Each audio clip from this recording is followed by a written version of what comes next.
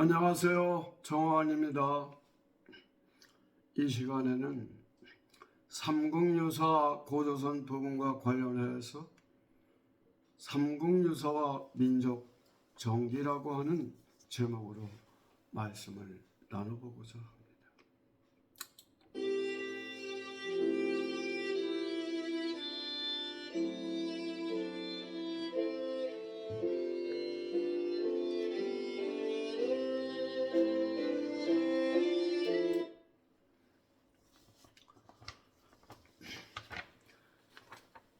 나라가 어지러워지면 현명한 신하를 생각하고, 집안이 어지러울 때는 현모양처를 생각한다고 했습니다. 고려 고종 19년 1232년 진암이 광풍과 같은 몽골군의 갑작스러운 침략으로 임금은 강화도로 피란을 갖고 나라와 결의 운명은 바람 앞에 등불이었습니다.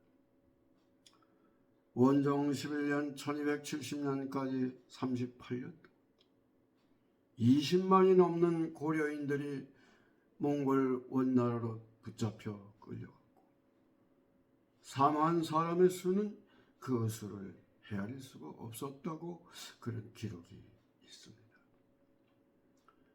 땅에 떨어질 대로 떨어진 민족의 자정심과 민족의 정기를 되살리고 국권을 회복해야 한다는 절절한 염원으로 일현 대선사는 국사로서 삼국유사와 고려대장경을 저술했습니다. 이는 민족의 역사는 민족의 중심에 서서 역사를 서술하고 해석하고 의미를 부여해야 한다고 하는 민족 사관에 기반한 그런 저술이었습니다. 말하자면 호랑이에 물려가도 정신을 차리자는 그런 화두였죠. 삼국사기의 기록대로라면 우리 역사의 건국한 이래로 역사는 얼마나 될까요?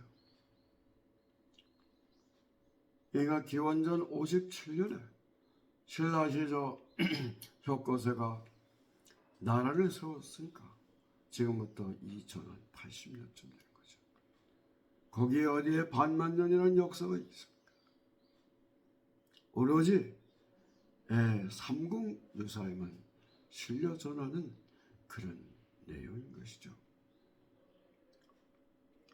인종 23년 1145년에 임금의 명령으로 김부식이 저술한 이 삼국유사는 왕명으로 저술한 나라가 주관한 발일정자 정서였고,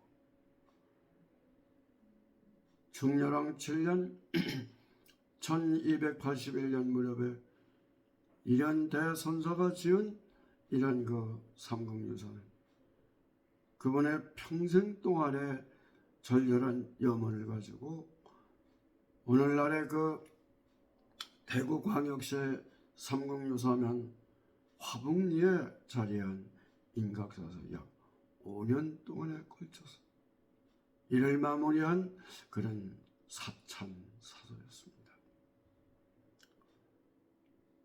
그러니까 삼국유사가 아니라면 고조선 부분에 나오는 우리나라의 건국이 반만 년이라고 하는 것입니다. 고대 문학의 얼굴이라고 할 수 있는 향가 14술, 또 그분의 일현 대선사의 찬시 48술을 한시로 되어 있죠. 또 가락국기를 어떻게 알 수가 있겠습니까? 오늘날 개천절이나 제헌절의 뿌리가 되는, 또 우리나라 교육기본법 제2조에 나오는 교육의 이념인 홍익인간을 어찌 알겠습니까? 삼국유사의 이러한 고조선의 역사가 기록됨으로써 우리나라의 역사는 중국의 역사와 그 어깨를 나란히 하는 것이죠. 그 내용이죠. 요나라 임금이, 중국의 요나라 임금이 나라를 다스린 지 50년이 되는 경이냐.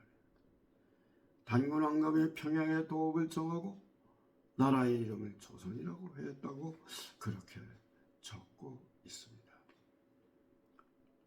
조선이라는 나라의 어원은요, 해와 달 그리고 산, 한마디로 아사단이라는 거죠. 여러분들 그 삼국유사의 구성을 보면 상하 2책 9권 9권 138개 편목으로 그렇게 구성이 되어 있어요. 그 가운데 기편은 1권 2권까지, 그러니까 태종무열 시조부터 태종무열원까지가 1권이고, 그 다음에 문무왕부터 경순왕까지가 기해하는 이게 59곡지가 있고, 그 다음에 흥법, 탑상, 의회, 신주, 감통, 피은, 효선, 이렇게 9가지가 있어요. 맨 마지막이 효선입니다. 효행과 선행에 대한 약 몇 개의 그 사례가 있어요. 이러한 효행과 선행의 열매로서 우리나라의 국보가 되고 세계 문화유산이 된 것이 무엇을 들 수 있을까요? 단적으로 불국사와 석굴암이 있지를 않습니까? 또 이 구성에서 주목할 만한 그런 것이 있다면 그것은 바로 별이 기자, 달을 기자 기인데요.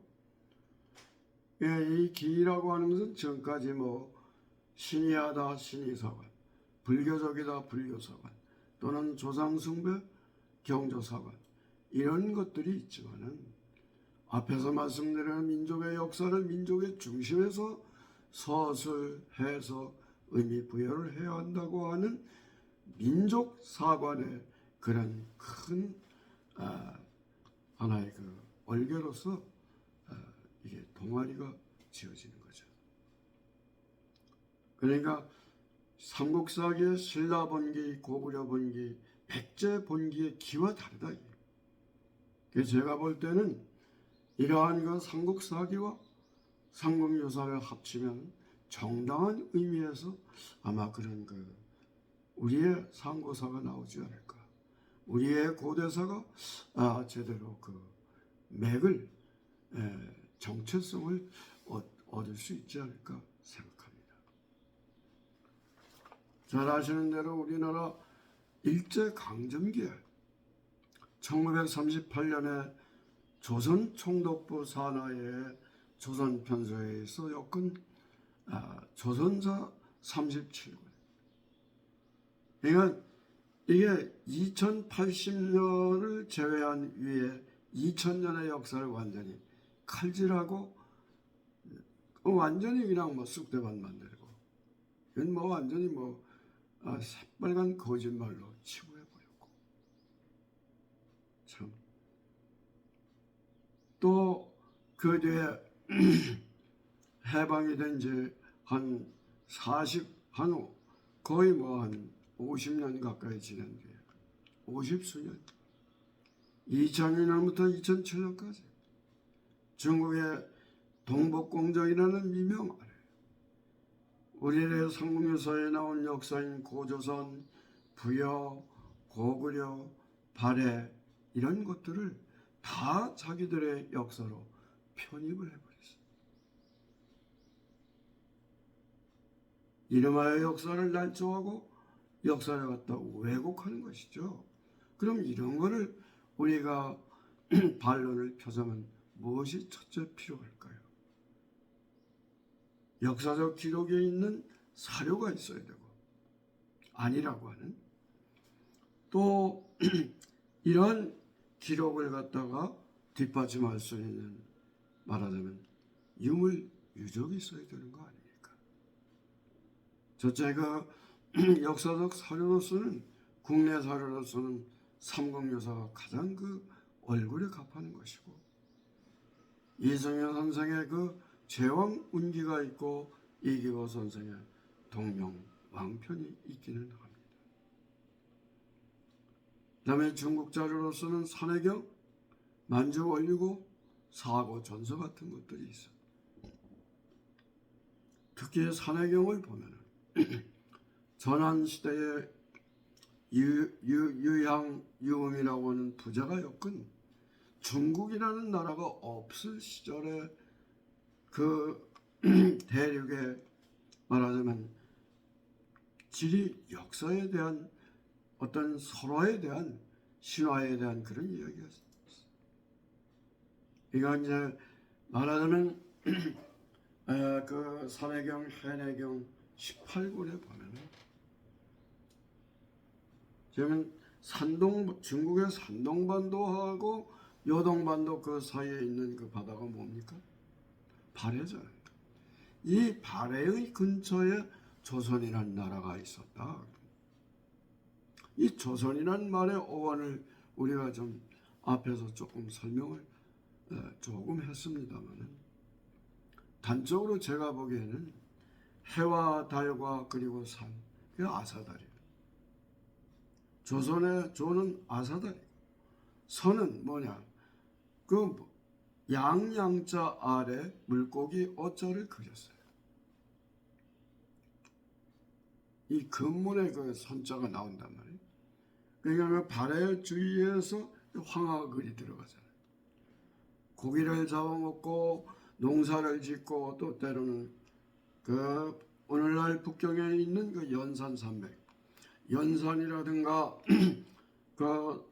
요동반도 쪽으로 의무려 산이라든가, 조금 이 요동반도 쪽을 지나서 신의주 쪽으로 가면 다 백두산이 있는 거 아닙니까? 거기서 짐승을 잡아놓은 거. 신선선자, 고을선자지만은 조선의 선자가 그게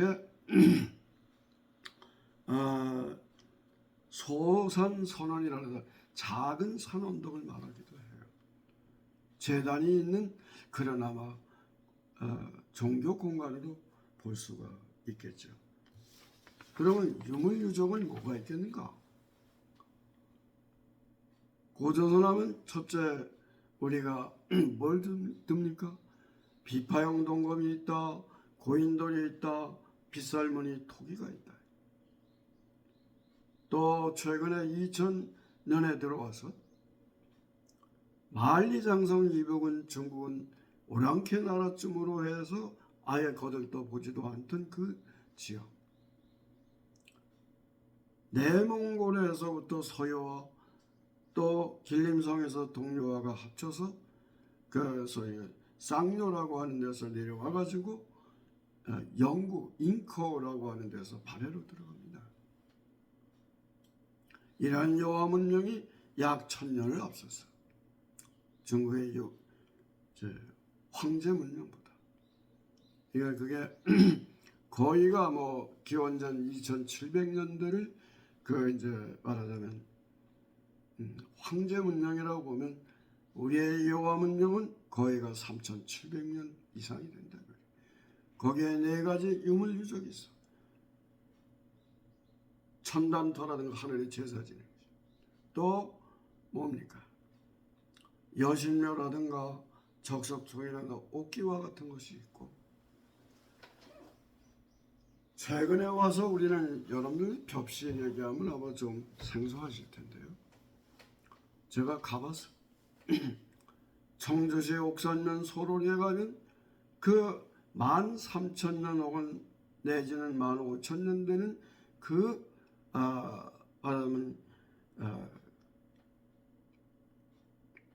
구석기 시대 말엽 신석기 초에 그때의 야생뼈와 제배뼈의 중간쯤 되는 순화뼈라고 그래요. 소위 이 이제 순화뼈 없이가 이제 토탄층에서 1층, 2층, 3층에서 2층에서 주로 나왔어요. 흙 속에 이제 그 숯검댕이 같은 벽시가 있는 거죠. 그거는 2001년에 충북대학교 이용주 교수팀이 한국선사문화연구원을 이제 운영하는 분인데 그걸 발표하니까 아니라는 거야. 그 뭐 말도 안 되는 소리야. 또 중국에 있는 육지일 같은 그런 학자들은 어디 뭐 국제 만우절에나 들을 만한 이야기다. 코미디다. 신하라 까먹는 얘기 하지 마. 무슨 소리야. 그래서 그걸 갖다가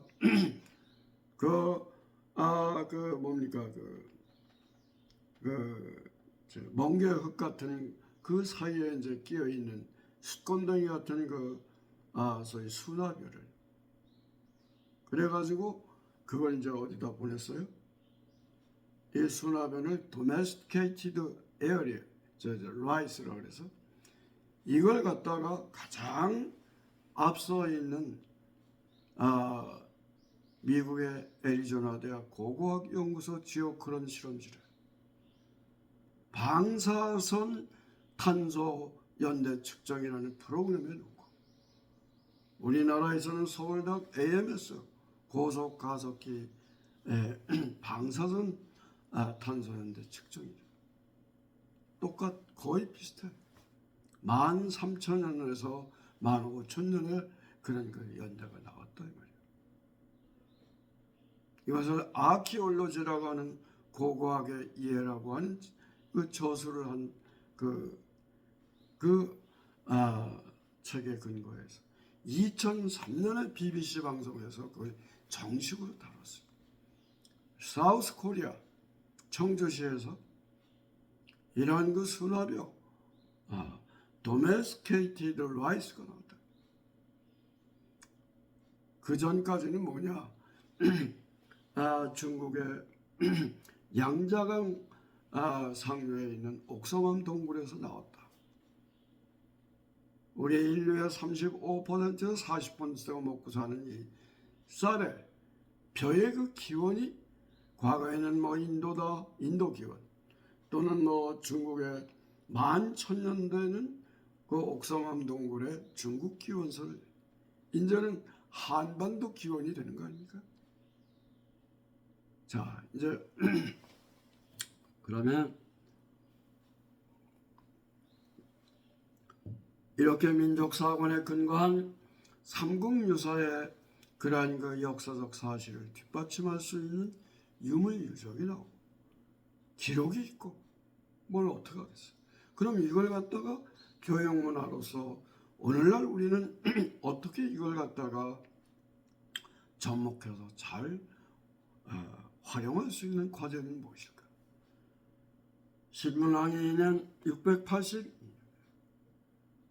한나라 당나라 국자감의 한림학사 출신의 기와 중국인 월봉 방지 선생 그의 걸출한 제자였던 홍영 설총 선생과 함께 신라 신문왕이 2년 682년에 왕에게 추청을 해서 왕명으로다가 국학을 세웠어요. 서양에서 들어온 현대식 학교 중심의 그런 교육제도가 일본으로 들어오고 일본의 강권에 의해서 교육조서를 만들어서 약 120년 지금까지 그래서 지금 9차 교육과정으로 가르치고 배운다 이 말이야. 응? 그러면 우리나라 교육기본법 제2조의 교육 이름이 뭐라고 그랬어요? 홍익인간이라 했잖아요. 어디에 나와? 삼국유사에 나온다 이 말이야. 그런데 어떻게 1200년 동안 내려온 전통교육을 현대식 교육과 완전히 칼로 두고 베듯이 그렇게 할 수는 없지 않냐 이게. 조상이 없는 후손이 어디 있고 뿌리가 없는 나무가 어디 있고 샘물이 없는 강물이 어디로 흘러가겠습니까? 마땅히 1200년 동안 내려온 이 전통교육을 현대적 교육을 통합하는 통합형 교육과정을 만들어가야 되지 않겠습니까? 이러한 과제를 함에 있어서 234개 전국에 있는 향교와 서울에 있는 성균관이 앞장을 서고, 경주 향교가 앞장을 서고, 경주 향교가 그게 옛날 신문왕 때 만들어놨던 국학이 자리했던 곳 아닙니까? 관심 있는 모든 좀 유관기관의 사람들이 의견을 모아서 국가과제로 해서 홍익인간의 이념을, 우리 한국의 미래를 열어가는 그런 역사교육 문화의 장으로 이렇게 갖고야 되지 않겠습니까?